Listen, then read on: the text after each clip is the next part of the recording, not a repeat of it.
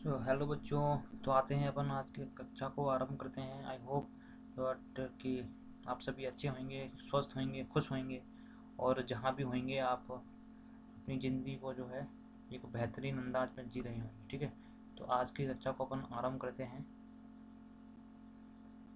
आज की कक्षा को अपन आरंभ करते हैं और आज जो अपन टॉपिक लेने जा रहे हैं बेसिकली एक छोटा सा टॉपिक लेंगे।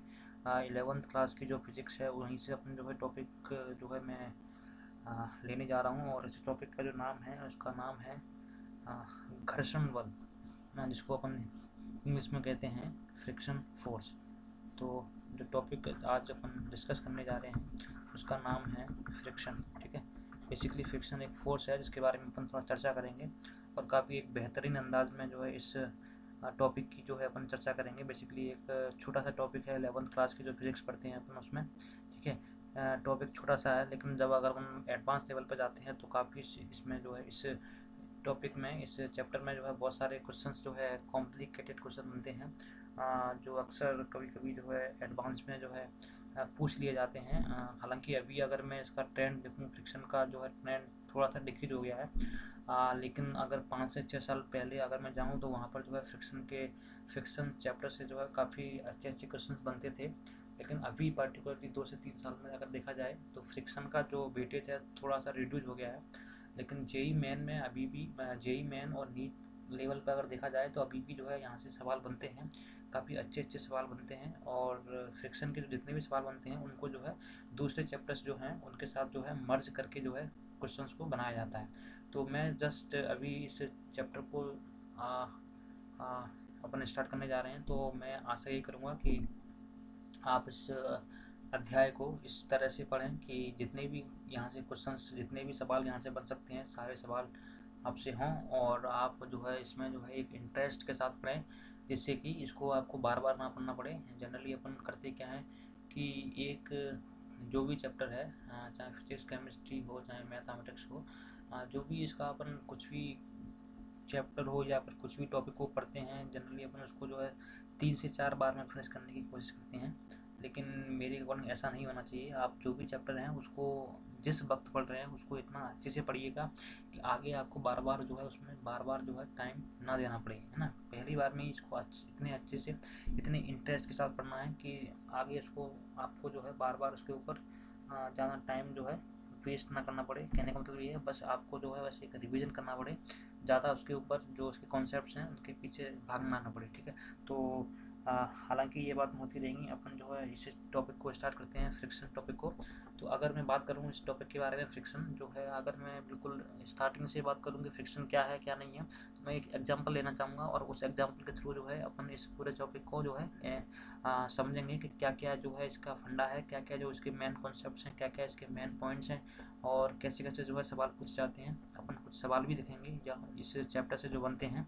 तो इस चैप्टर को जो है, इस टॉपिक को समझने के लिए मैं एक एग्जांपल दे रहा हूँ और उस एग्जांपल के थ्रू जो है मैं इसमें जितने भी पॉइंट्स है उसको जो है कवर करूँगा। तो एग्जांपल जो है वो इस तरह से है कि मेरे पास क्या है, ग्राउंड पर एक ब्लॉक रखा हुआ है। मेरे पास ग्राउंड पर एक ब्लॉक रखा हुआ है, थोड़ा सा ब्लॉक टेढ़ा बन गया है लेकिन जो भी है आप समझ सकते हैं, ब्लॉक ही है ना। इसको थोड़ा सा मैं अगर रब करके फिर से बनाऊँ, तो फिर से बनाना चाहूँ अगर मैं इसको, तो ये मेरा जो ब्लॉक है ये है ना, ये ब्लॉक है, इसका मास जो है एम मान लिया मैंने। अब करना क्या है मुझे कि ये फॉर एग्जांपल ये जो मेरा सरफेस रखा हुआ है, सबसे पहली बात ये है कि जब भी अपन फ्रिक्शन की बात करते हैं तो जो इम्पोर्टेंट रोल प्ले करता है वो मेरा रोल प्ले करता है कि जो पॉइंट ऑफ कांटेक्ट है, जो मतलब कहने का मतलब ये है, ये जो ब्लॉक या फिर कुछ भी हो जिसके बारे में अपन फ्रिक्शन देख रहे हैं, जिसके ऊपर फ्रिक्शन अपन फ्रिक्शन का जो फोर्स है उसके बारे में स्टडी कर रहे हैं, तो जो मेरा कॉन्टैक्ट सरफेस है या फिर जहाँ पर मेरा ब्लॉक रखा हुआ है, जो ग्राउंड सरफेस है ना, उस सरफेस का काफ़ी इंपॉर्टेंस बन जाता है। मतलब वो सरफेस कैसा है, फ्रिक्शन लेस है या फिर स्मूथ है, ये काफ़ी इंपॉर्टेंट बन जाता है। तो अक्सर जो सवालों में आते हैं आप देखते हैं कि एक फ्रिक्शन लेस सरफेस है या फिर एक स्मूथ सरफेस है, या फिर एक रफ सरफेस है। तो ये जो वर्ड्स होते हैं, एक तो होता है रफ सरफेस, एक होता है फ्रिक्शन लेस सरफेस एक होता है स्मूथ सरफेस। ये जो वर्ड आते हैं आप अक्सर जो सवालों में देखते हो कि यहाँ पर ये लिखा होता है, इनका काफ़ी मतलब हो जाता है फ्रिक्शन चैप्टर में। अगर मैं बात करूँ रफ, रफ सरफेस ऐसा सरफेस होता है जहाँ पर जो है जिसको बोलते हैं अपन हिंदी में खुरदुरा सरफेस। क्या बोलते हैं इसको? खुरदुरा सरफेस। इसका मतलब ये होता है बेसिकली वहाँ पर जो है कुछ ना कुछ फ्रिक्शन प्रेजेंट है इस सरफेस पर। अगर ये सरफेस रफ सरफेस है, इसका मतलब ये हुआ कि यहाँ पर जो है फ्रिक्शन प्रेजेंट है, और फ्रिक्शन प्रेजेंट है इसका मतलब अभी अपन आगे टॉपिक में देखेंगे कि एक कांस्टेंट आता है, इसको बोलते हैं अपन म्यू, है ना। तो अगर यहाँ पर फ्रिक्शन प्रेजेंट है इसका मतलब म्यू नॉट इक्वल टू 0 होता है।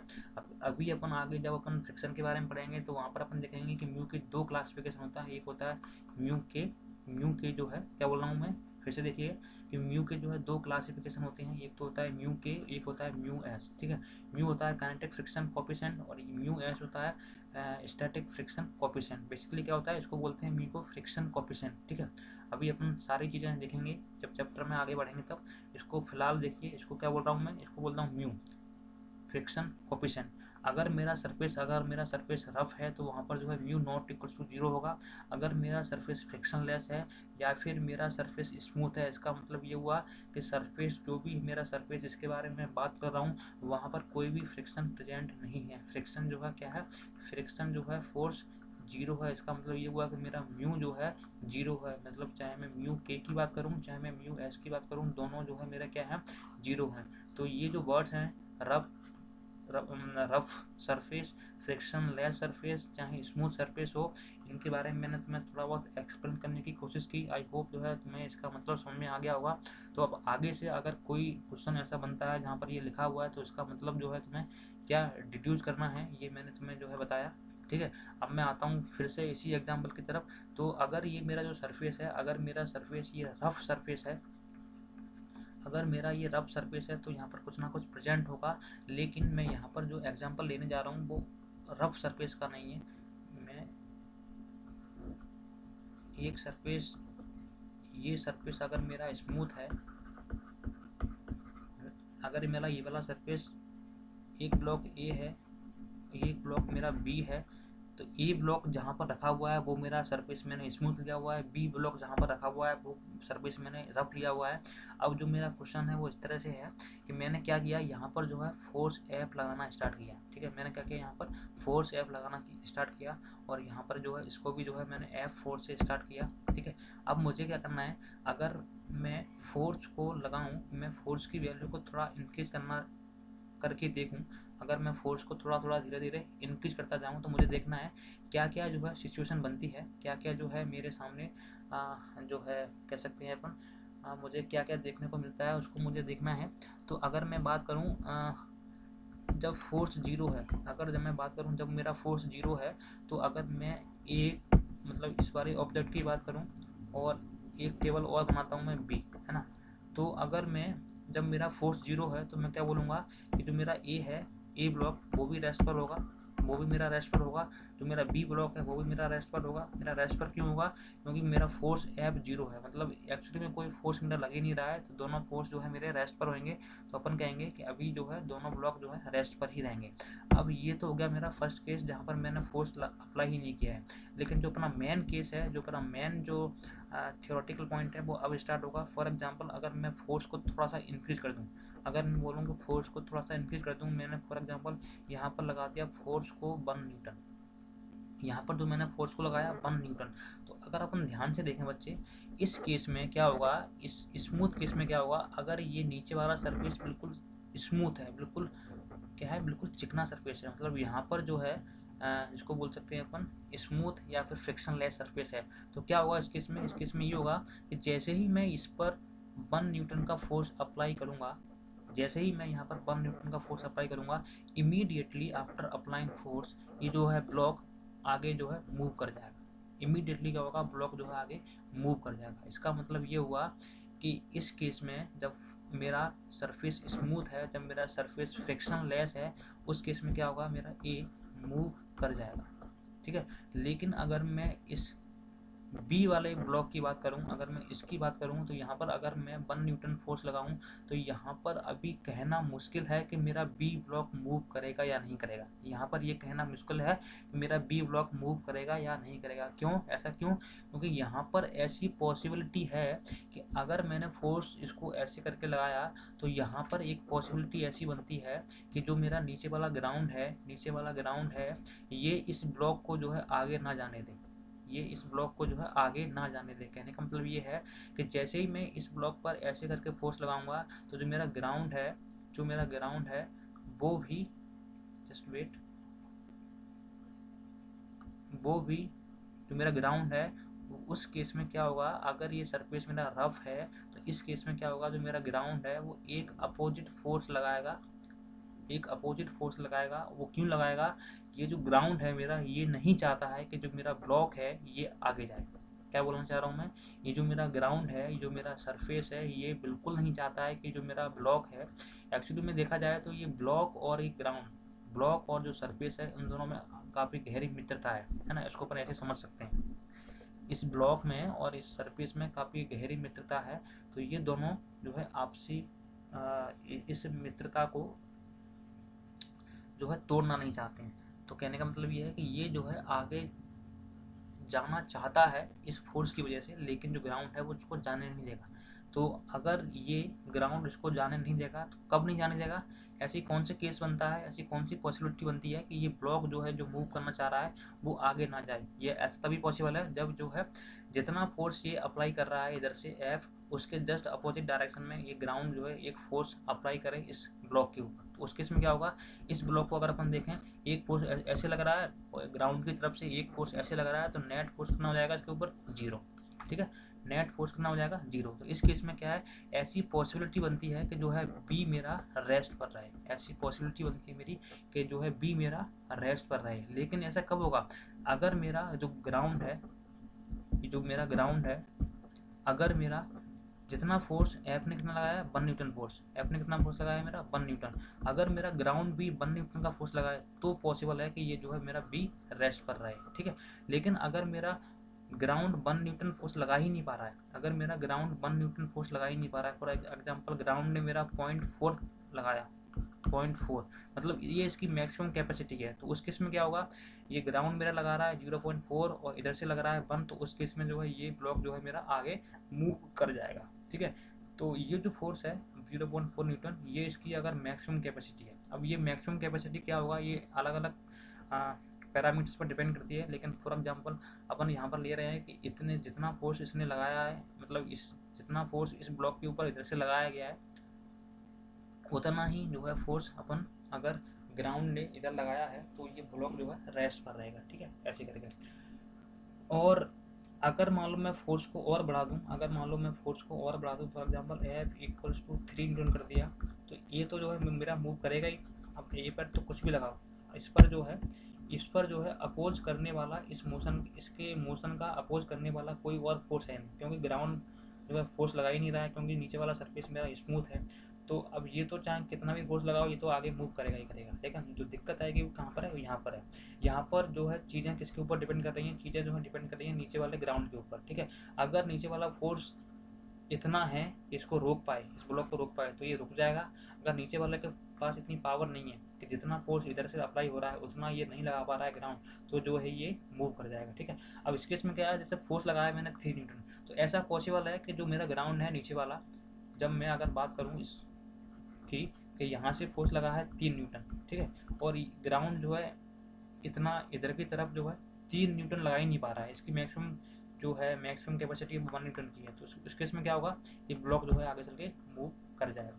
ठीक है, अब तुम आगे चल के कितना भी फोर्स लगाओ, इसके ऊपर कितना भी फोर्स लगाओ, फॉर एग्जांपल इसके ऊपर लगाओ तुम एफ इक्वल्स टू 10 न्यूटन, तो ये तो मूव करेगा ही करेगा और ये बिल्कुल आगे मूव करता रहेगा। ठीक है, तो अगर मैं इस की बात करूं कि जो भी मैंने तुम्हें बताया, इसका मतलब क्या है, इसका मतलब ये है कि अगर मेरा जो ब्लॉक है, अगर वो रफ सरफेस के कांटेक्ट में है, तो जो मेरा सरफेस है, जो मेरा ग्राउंड है, वो क्या करता है, एक फोर्स लगाता है। वो फोर्स किस तरह से लगाता है कि जिधर मेरा रिलेटिव मोशन हो रहा है उसका अपोज करने के लिए, जिधर मेरा रिलेटिव मोशन हो रहा है उसका अपोज करने के लिए रिलेटिव मोशन जिधर होने की पॉसिबिलिटी है उसके जस्ट अपोजिट डायरेक्शन में एक फोर्स लगता है, उसी फोर्स को बोलते हैं अपन फ्रिक्शन फोर्स। क्या बोलना चाह रहा हूँ मैं कि जिधर मेरा रिलेटिव मोशन होगा उस मोशन को अपोज करने के लिए जो मेरा ग्राउंड है ये क्या करेगा, एक अपोजिट डायरेक्शन में एक फोर्स लगाएगा और उसी फोर्स को अपन बोलते हैं क्या, फ्रिक्शन फोर्स। ठीक है, तो ये जो फोर्स है इसको बोलते हैं अपन फ्रिक्शन फोर्स। अब इसी को मैं थोड़ा सा और इंक्रीज मतलब थोड़ा सा इसके अगर और चर्चा करें इसके बारे में, ये जो फ्रिक्शन के बारे में, तो एक एग्जांपल और लेता हूँ। फॉर एग्जांपल अगर मैं इस केस में इधर से फोर्स लगाता मैं ऐसे करके, है ना, ये अगर जो सरफेस है मेरा रफ सरफेस है, अगर मैं इस केस में यहाँ पर फोर्स लगाता तो मैंने क्या बोला कि अगर मैं इस ब्लॉक के ऊपर इधर से फोर्स लगाऊंगा तो ये जो ब्लॉक है मेरा इधर मूव करना चाहेगा, ब्लॉक मेरा इधर मूव करना चाहेगा, तो जो मेरा ग्राउंड है नीचे वाला वो क्या बोलेगा, ग्राउंड क्या बोलेगा कि ये जो है ब्लॉक मेरा इधर जा रहा है, मुझे इस ब्लॉक को रोकना है, तो रोकने के लिए मैं जो ग्राउंड है इस ब्लॉक के ऊपर किधर फोर्स लगाएगा, इधर फोर्स लगाएगा। क्यों, बेसिकली इसको रिलेटिव मोशन नहीं होने देना है, इस ग्राउंड को इस तरह से फोर्स लगाना है कि जो ब्लॉक है और जो ग्राउंड है इन दोनों के बीच में रिलेटिव मोशन ना हो। कहने का मतलब ये है कि अगर ये ब्लॉक आगे जाना चाह रहा है तो इस ब्लॉक को रोकना है। फ्रिक्शन फोर्स लगने का एकमात्र उद्देश्य ये है कि इन दोनों के बीच में जो है मित्रता है वो ना टूटे, इन दोनों के बीच में जो मित्रता है वो ना टूटे। कहने का मतलब ये है कि अगर ये आगे जाना चाह रहा है तो उसके ऊपर फोर्स जिधर ही जाना चाह रहा है उसके जस्ट अपोजिट ऐसे लगेगा, है ना, तो फ्रिक्शन फोर्स मेरा इधर लगेगा। अब ये जो फ्रिक्शन फोर्स लगेगा ये इस ब्लॉक को रोक पाएगा या नहीं रोक पाएगा, ये डिपेंड करता है इसकी इस फ्रिक्शन फोर्स की मैक्सिमम कैपेसिटी कितनी है, इसको बोलते हैं अपन एफ मैक्स। ठीक है, तो अभी जो मैंने यहाँ पर सिंपल शब्दों में बताना चाह रहा हूँ वो ये है कि फ्रिक्शन फोर्स होता क्या है ना। अब इसकी मैक्सिमम कैपेसिटी कितनी होगी, ये इस ब्लॉक को रोक पाएगा नहीं रोक पाएगा, ये आगे का जो है अपन जो जैसे जैसे चैप्टर आगे बढ़ेगा तो उसमें देखेंगे अपन। तो अभी के लिए मैंने जो तुम्हें एक्सप्लेन किया कि फ्रिक्शन फोर्स कैसे लगता है उसके बारे में एक्सप्लेन किया। ठीक है, आई होप जो है तुम्हें समझ में आ गया होगा। एक एग्जांपल और लूँ मैं, अगर जैसे फॉर एग्जांपल एक ये बॉल है और ये बॉल है जो है क्या है, रफ है, बॉल जो है मेरी क्या है, रफ है। और फॉर एग्जांपल यहाँ पर जो है एक ब्लॉक मैंने नीचे ऊपर से छोड़ दिया, तो क्या होगा, यहाँ पर मान के चल रहा हूँ मैं ये इसके कांटेक्ट में है, ये ब्लॉक पूरा। अब अगर मैं ध्यान से देखूँ तो जो मेरा ब्लॉक है वो नीचे जाने की कोशिश कर रहा है, ब्लॉक जो है मेरा नीचे जाने की कोशिश कर रहा है, तो जो मेरी बॉल है, जो मेरी दीवार है, वो क्या बोलेगी कि ये मेरा ब्लॉक नीचे क्यों जा रहा है, ये मेरा ब्लॉक नीचे क्यों जा रहा है। तो इस ब्लॉक को रोकने के लिए क्या करेगी, जो मेरी बॉल है वो क्या है, एक फोर्स लगाएगी इस रिलेटिव मोशन को अपोज करने के लिए, और वो फोर्स किधर लगेगा, इधर लगेगा। मतलब ये ब्लॉक मेरा नीचे मूव करने की कोशिश कर रहा है, तो इसको रोकने के लिए जो मेरी बॉल है वो फ्रिक्शन फोर्स किधर लगाएगी, इधर लगाएगी, एफ। कहने का मतलब ये है फ्रिक्शन फोर्स एक ऐसा फोर्स है जो कांटेक्ट सरफेस है वो लगाती है हमेशा। ठीक है, जरूरी नहीं है कि हमेशा जो है जो मेरा ब्लॉक है वो ग्राउंड के ऊपर रखा हुआ है, कहीं भी हो सकता है। तो मेरा कांटेक्ट सरफेस है वो जो फोर्स लगाएगी उसको बोलते हैं अपन friction force. So that's all. I hope that you have really enjoyed this session. So if you have enjoyed this, then please subscribe the channel and share it with your friends. I hope that you will definitely do it.